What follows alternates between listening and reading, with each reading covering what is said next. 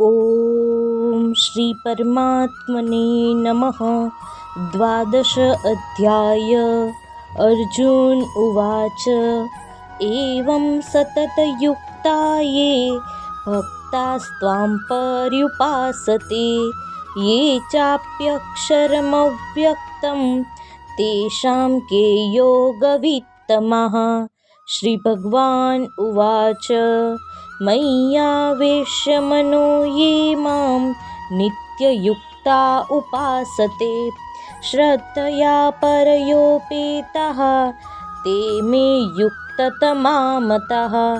ये त्वक्षरमनिर्देश्यम् अव्यक्तं पर्युपासते सर्वत्र गमचिन्त्यं च कूटस्थमचलं ध्रुवं सन्नियम्येन्द्रियग्रामं सर्वत्र समबुद्धयः ते प्राप्नुवन्ति मामेव सर्वभूतहिते रताः।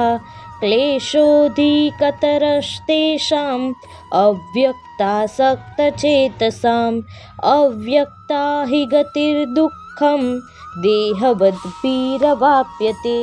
ये तु सर्वाणि कर्माणि मयि सन्न्यस्य मत्पराः अनन्येनैव योगेन मां ध्यायन्त उपासते तेषामहं समुद्धर्ता मृत्युसंसारसागरात्।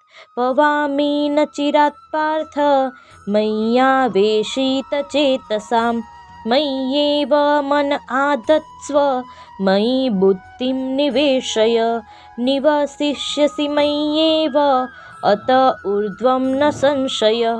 अथ चित्तं समाधातुं न शक्नोषि मयि स्थिरम् अभ्यासयोगेन ततो मामिच्छाप्तुं धनञ्जय।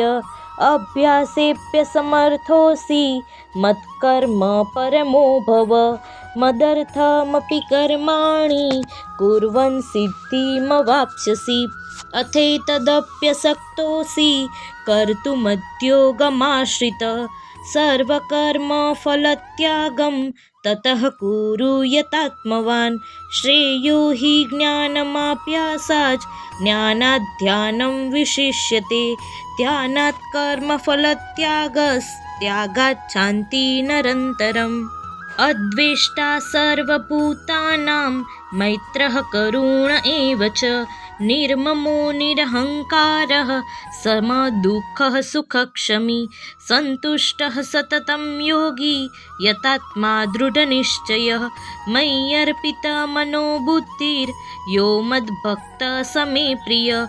यस्मान्नो द्विजते लोको लोकान्नो द्विजते च यः हर्षामर्षभयोद्वेगैर्मुक्तो यः स च मे प्रियः। अनपेक्षः शुचिर्दक्ष उदासीनो गतव्यथः सर्वारम्भपरित्यागी यो मद्भक्तः स मे प्रियः।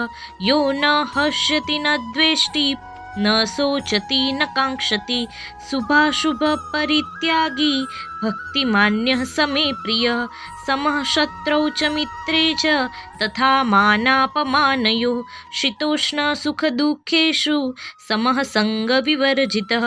तुल्यनिन्दास्तुतिर्मौनी सन्तुष्टो येन केनचित् अनिकेतः स्थिरमतिर्भक्तिमान् मे प्रियो नरः। ये तु धर्म्यामृतमिदं यथोक्तं पर्युपासते श्रद्धानामत्परमा भक्तास्तेतीव मे प्रियः। ॐ तत्सदिति श्रीमद्भगवद्गीतासूपनिषत्सु ब्रह्मविद्यायां योगशास्त्रे श्रीकृष्णार्जुनसंवादे भक्तियोगो नाम 12 अध्यायः।